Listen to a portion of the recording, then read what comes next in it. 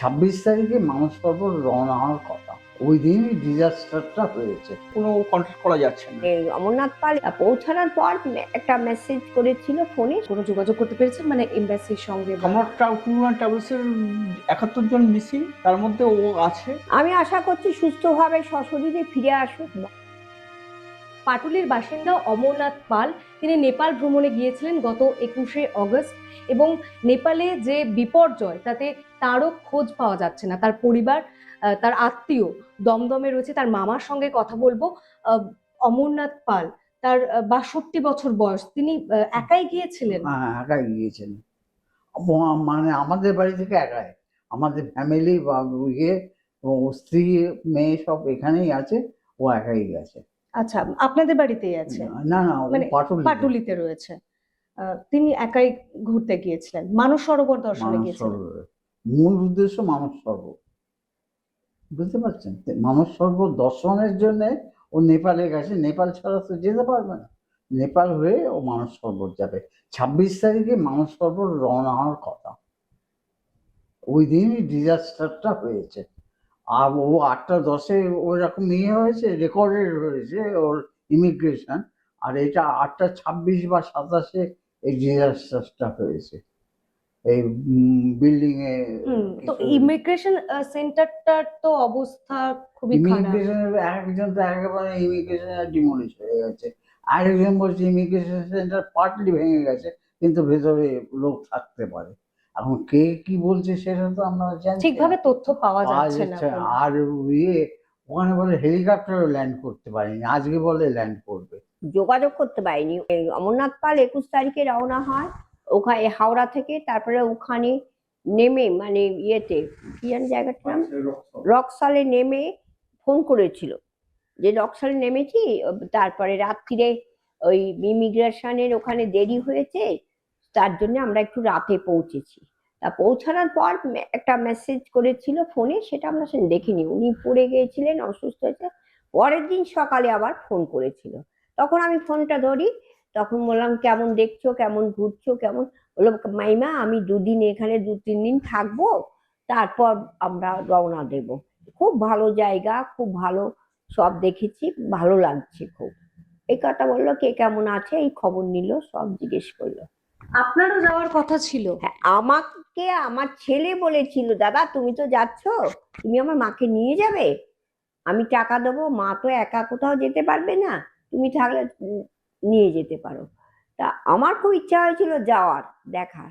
তা আমার আর যাওয়া হয়নি। ও তখন চিন্তা ভাবনা করে যে না রে তোর মাকে নিয়ে যাবো না, বয়স হয়েছে। কি যোগাযোগ কোনো করতে পেরেছিলেন?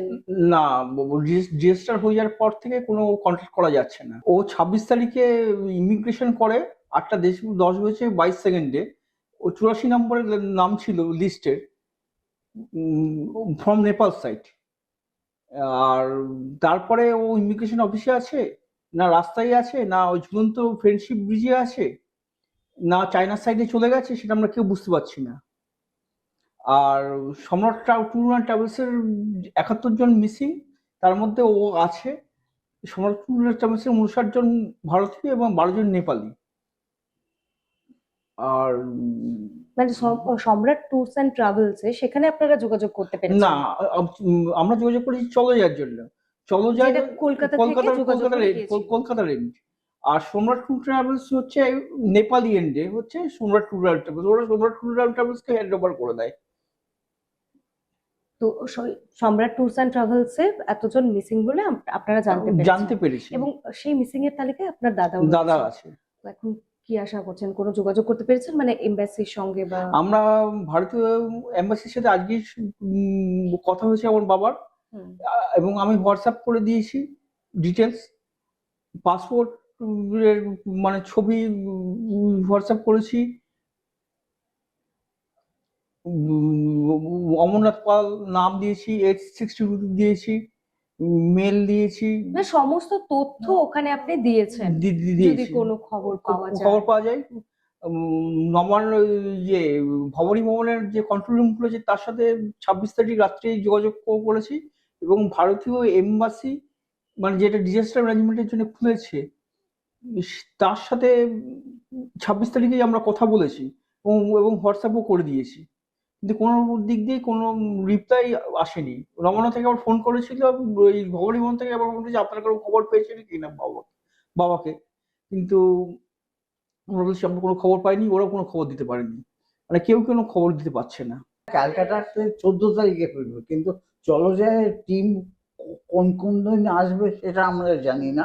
ও 14 তারিখে আরো কিছু হয়তো লোকালি মানে ইন্ডিয়ার কিছু দেখে টেকে কলকাতা 14 সেপ্টেম্বর ফেরার কথা ছিল।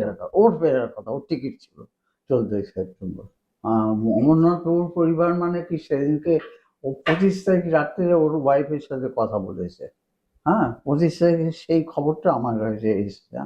যখন ওই খবরটা দিয়েছি, ওরা বলে মামা প্রার্থনা করুন, আর কিছু ইয়ে নেই। 26 তারিখ রাতে কথা হয়েছে। আর না, এটা হচ্ছে 26 তারিখ রাতে। 25 তারিখে বলে কালকেও আমার সাথে কথা হয়েছে, আজকে বেরোবে। হ্যাঁ, হুম। এই তারপরে তো আর কেউ কিছু জানে না। আর ও ও স্ত্রী মেয়ের কাছেই খুব সম্ভব চলে গেছে। মেয়ে তাকে এই সল্টলেকের ওইখানে আর কি, রাজারহাটে থাকে। আচ্ছা। রাজারহাট সল্টলেকে, সেইখানে চলে গেছে। ওর মানে ফ্ল্যাট চলে গেছে কিনা বলতে পারছি মানে না। হ্যাঁ। পরিবারের সবাই উদ্বিগ্ন আর কি। হ্যাঁ, ওর ফ্ল্যাট এখন লক অ্যান্ড কি, এইটুকুনি খবর পেয়েছে। ও নেই, প্রথমা নেই।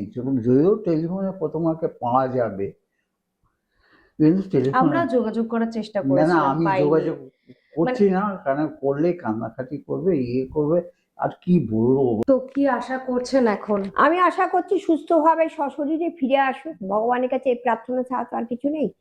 আমার মনে হচ্ছে যেন, মন বলছে যেন আছে কোথাও কোনো জায়গায় হয়তো আসবে ফিরে।